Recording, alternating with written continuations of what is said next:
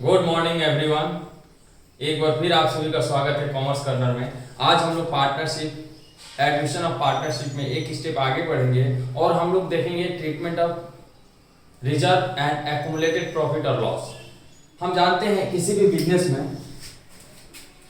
Business में अगर हम इंटर करते हैं,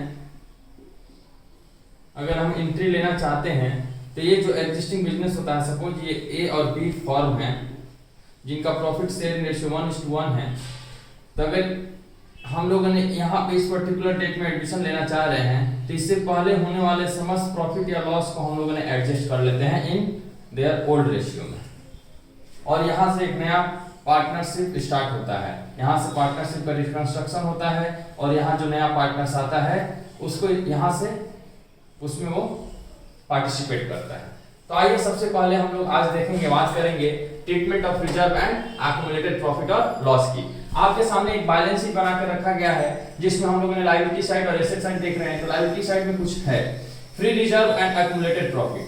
फ्री रिजर्व मींस वो रिजर्व होता है जो बिजनेसमैन यूज कर सकते हैं, स्पेसिफिक रिजर्व है, और लायबिलिटी रिलेटेड टू एम्प्लॉइज है। तो जनरली ये बैलेंस शीट में ये लायबिलिटी साइड में ये आइटम देखने को मिलता है, और एसेट साइड में हम लोगों ने देखते हैं फिक्टियस एसेट्स एंड एक्युमुलेटेड लॉस। तो इसमें मिसलेनियस एक्सपेंडिचर है, एडवर्टाइजमेंट एक्सपेंडिचर है, एडवर्टाइजमेंट सस्पेंस अकाउंट है, डेफर्ड रेवेन्यू एक्सपेंडिचर है, profit and loss debit balance. दोस्तों ये हम जब पार्टनरशिप में एडमिशन करते हैं या रिटायरमेंट करते हैं तो ये कुछ बैलेंस शीट में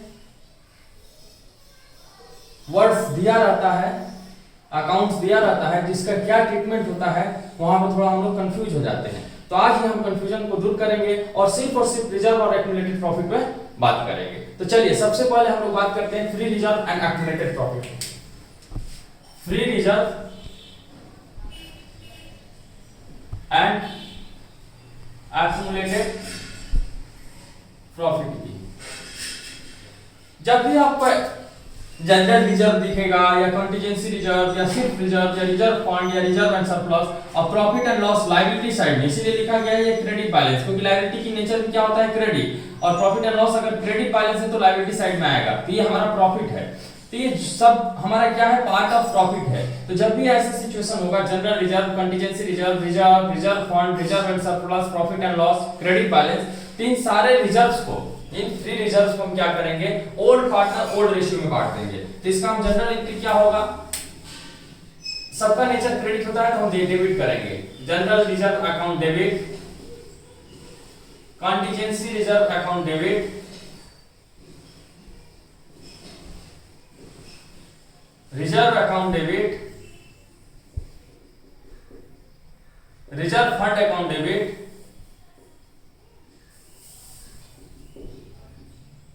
profit and loss credit balance account debit to all old partners capital account. ये कौन सा रेशियो में होगा सर, ये ओल्ड रेशियो में जाएगा। किस रेशियो में जाएगा, ओल्ड रेशियो में। तो चलिए ये फ्री रिजर्व हो गया। अब स्पेसिफिक रिजर्व की बात करते हैं। सर स्पेसिफिक रिजर्व क्या होता है, जो स्पेसिफिक पर्पस के लिए बनाया जाता है, स्पेसिफिक रिजर्व। तो स्पेसिफिक रिजर्व में हम क्या करते हैं सर, स्पेसिफिक रिजर्व जब दिया रहता है, स्पेसिफिक रिजर्व जब दिया रहता है तो उसमें हम माइनस कर देते हैं एडजस्टमेंट, और एडजस्टमेंट माइनस करने के बाद जो आएगा, जो बचेगा उसको हम फ्री रिजर्व बोल देते हैं। फिर हम उस फ्री रिजर्व को यूज कर सकते हैं। जैसे कि वहां पे दिया हुआ है workman compensation reserve. Workman compensation reserve है, इन्वेस्टमेंट फ्लक्चुएशन रिजर्व है।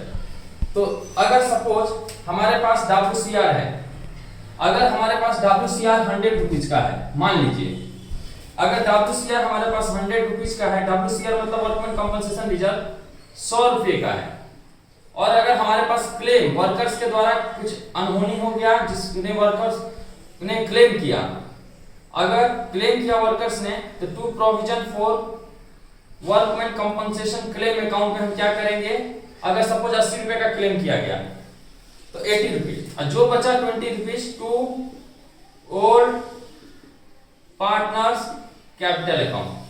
20 रुपीज को हम क्या करेंगे, ओल्ड रेशियो में बांट देंगे। ध्यान से समझिएगा सर, कभी कभी क्या होता है, ये वर्कमैन कंपनसेशन रिजर्व इसलिए बनाया जाता है कि अगर वर्कर्स को किसी कारण, कोई एक्सीडेंट के कारण कुछ ऐसा अनहोनी हो गया जिससे वो नॉट एबल टू वर्क है, तो ऐसे केस में उसके लिए हमको कुछ कंपनसेशन फंड बनाए रहते हैं, उस फंड से हम उसको क्लेम देते हैं।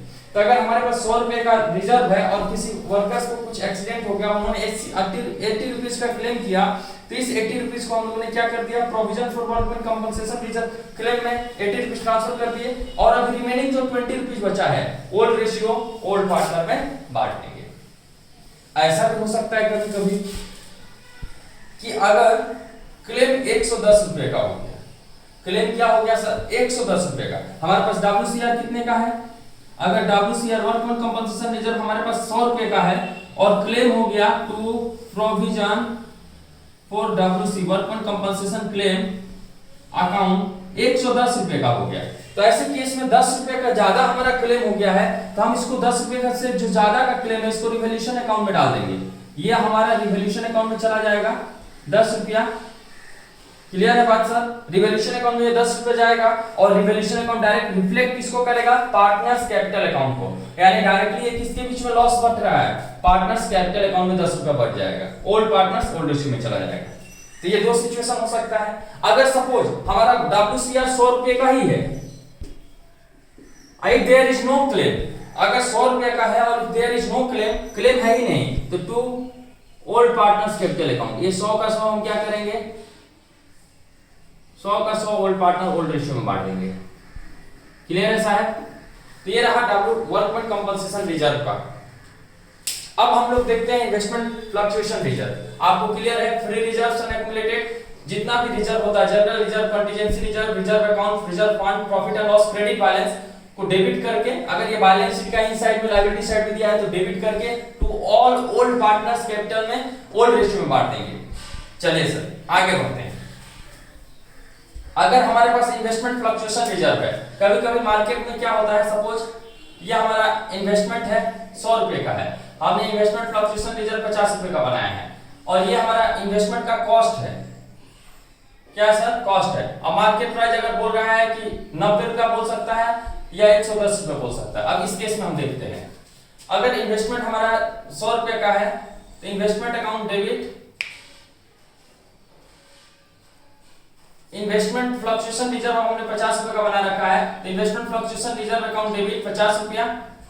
अगर मार्केट प्राइस हम देखिए 100 रुपए का अगर इन्वेस्टमेंट करें हैं, अब मार्केट प्राइस हमारा कितना है 90 का, तो 10 रुपए का मेरा लॉस हो रहा है, तो टू इन्वेस्टमेंट, हम इन्वेस्टमेंट में कितना ट्रांसफर कर देंगे, 10 रुपए इन्वेस्टमेंट में ट्रांसफर कर देंगे, क्योंकि 10 रुपए का हमारा कमी आ रहा है। कॉस्ट हमारा कितना है 100 रुपए का, और 90 रुपए आज के डेट में मार्केट प्राइस है। अगर उस इन्वेस्टमेंट को आज के डेट में मार्केट में सोल्ड किया जाए तो हमको 90 रुपए ही मिलेगा, तो 10 रुपए का लॉस है या नहीं है, तो लॉस को इस इन्वेस्टमेंट फ्लक्चुएशन रिजर्व से हम क्या कर देंगे, एडजस्ट कर देंगे, और बाकी जो 40 रुपया होगा ओल्ड पार्टनर्स कैपिटल में बढ़ जाएगा।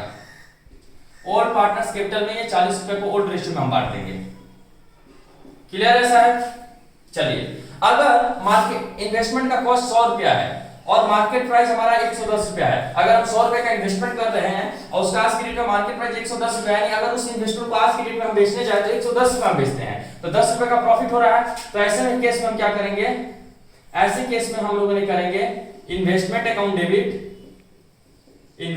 डेबिट टू रिवॉल्यूशन, कितना सर 10 रुपए से बढ़ रहा है ना, 10 रुपए से इन्वेस्टमेंट का वैल्यू बढ़ा दिया, 10 रुपए रिवॉल्यूशन। फाइनली ये रिवॉल्यूशन अकाउंट में रिवॉल्यूशन अकाउंट क्रेडिट हो रहा है, तो ये पार्टनर्स कैपिटल अकाउंट को ही रिफ्लेक्ट करेगा, ओल्ड पार्टनर्स ओल्ड रेशियो में बढ़ जाएगा रिवॉल्यूशन अकाउंट में जाकर। ये रिवॉल्यूशन अकाउंट क्या होता है आगे चल के हम लोगों ने पढ़ेंगे डिटेल्स में। चलिए सर, तो वर्कमैन कंपनसेशन रिजर्व हो गया। अगर IFR हमारा 50 रुपए का मेंटेन किया हुआ है और there is no change in cost और मार्केट प्राइस, अगर 100 रुपए कॉस्ट है 100 रुपए ही मार्केट प्राइस है, तो ऐसे केस में ये IFR को 50 का 50 हम बांट देंगे टू ओल्ड पार्टनर्स कैपिटल, ये 50 का 50 ही बढ़ गया। ध्यान से समझिएगा सर, अगर इन्वेस्टमेंट 100 रुपए का है, हमने इन्वेस्टमेंट फ्लक्चुएशन रिजर्व उसके अगेंस्ट में बना रखा है 50 रुपए का, तो ये इसलिए बनता है कि इन्वेस्टमेंट का वैल्यू बढ़ते और घटते रहता है मार्केट के डिमांड एंड सप्लाई के अनुसार। अगर मार्केट का वैल्यू कॉस्ट से हमारा कम हो गया, अगर मार्केट में कॉस्ट हमारा 100 रुपए का इन्वेस्टमेंट है, मार्केट प्राइस 90 रुपया है, तो ऐसे केस में हमारा जो इन्वेस्टमेंट फ्लक्चुएशन रिजर्व है वहां से हम उस लॉस को एडजस्ट करने का कोशिश करते हैं। तो अगर ऐसे केस में यहाँ 50 रुपए का मार्केट इन्वेस्टमेंट फ्लक्चुएशन रिजर्व था, जिसमें 10 रुपए का हमारा गिरावट आया था मार्केट प्राइस में, तो 10 रुपया हम इन्वेस्टमेंट में ट्रांसफर कर दिए फ्लक्चुएशन रिजर्व से, और 40 रुपया ओल्ड पार्टनर ओल्ड रेशियो में बांट दिए। यहाँ पे 10 रुपए का बढ़ोतरी था तो उसको रिवैल्यूएशन में ट्रांसफर कर दिए, और यहाँ पे there is no change market price in और कॉस्ट, तो हम लोग ने क्या किया 50 को 50 ओल्ड पार्टनर्स में ट्रांसफर कर दिए। तो आपको क्लियर हो गया होगा सर। चलिए आगे बढ़ते हैं,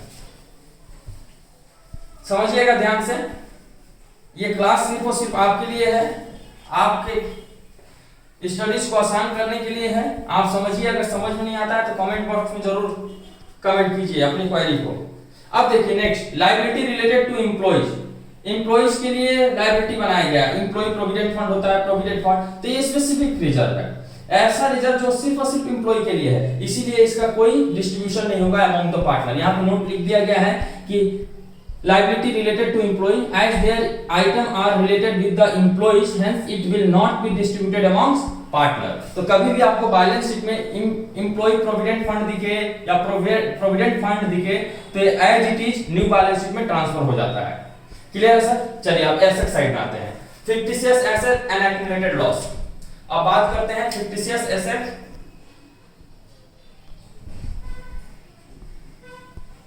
एंड एक्यूमुलेटेड लॉस। ये क्या होता है सर? ये ऐसा लॉस है जो हमारा बैलेंस शीट में एसेट साइड में दिख रहा है, तो इन लॉस को हम लोग रिटर्न अप कर देंगे among old partner old ratio. तो एसेट साइड का एसेट्स का नेचर क्या होता है? डेबिट, और लॉस का भी नेचर क्या होता है? एक्सपेंडिचर का भी नेचर क्या होता है? डेबिट। तो इसको जब हम डिस्ट्रीब्यूट करेंगे तो वो क्या हो जाएगा? क्रेडिट। तो डेबिट क्या होगा सर? Old partner. तो हमारा एंट्री क्या हो जाएगा?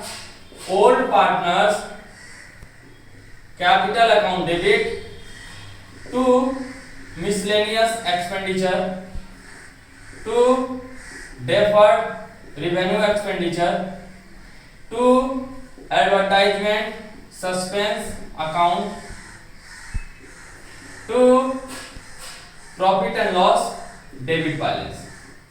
क्लियर है सर? ये किस रेशियो में बटेगा? Old ratio, old partner. यानी ये लॉस है, लॉस से हमारा पार्टनर्स का कैपिटल क्या होगा? डिक्रीज होगा, इसलिए पार्टनर्स कैपिटल डेबिट हो गया to miscellaneous expenditure to deferred revenue expenditure to advertisement to profit and loss हो गया। तो ये रहा रिजर्व। तो बैलेंस शीट में कोई इक्का दुक्का आपको आइटम दे देता है और आपको उसका ट्रीटमेंट करना होता है। तो आपको कभी भी अगर बैलेंस शीट में जनरल रिजर्व दिखे तो जनरल रिजर्व को हम क्या करते हैं? ओल्ड पार्टनर ओल्ड रेशियो में रिटर्न अप कर देंगे। कभी आपको दिख जाए एडवर्टाइजमेंट सस्पेंस अकाउंट, तो इसको भी क्या करते हैं? ओल्ड पार्टनर ओल्ड रेशियो में डिस्ट्रीब्यूट कर देते हैं। कभी लायबिलिटी साइड में अगर profit and loss credit balance liability side में दिख जाए तो क्रेडिट बैलेंस ही होगा। इस प्रॉफिट एंड लॉस अकाउंट को भी हम लोग क्या करते हैं? ओल्ड पार्टनर ओल्ड रेशियो में बांट देते हैं, यानी profit and loss account debit to old partners capital हो जाएगा। इसी प्रकार अगर एसेट साइड में हमारा प्रॉफिट एंड लॉस अकाउंट दिख जाए तो इसका एंट्री क्या हो जाएगा? Partners capital account debit to profit and loss. तो ये रहा रिजर्व। आई होप कि आपको ये क्लास समझ में आया होगा। अगर आपको समझ में आया तो बार इस क्लास को सुनने का प्रयास कीजिए। ये क्लास सिर्फ और सिर्फ आपके लिए है, और आप इस चैनल को सब्सक्राइब करना ना भूलें, लाइक कीजिए, शेयर कीजिए, और आप सभी का प्यार और सपोर्ट ऐसे मिलता रहे कि हम लोग और आगे वीडियो बनाते रहें। आपका दिन शुभ हो। धन्यवाद।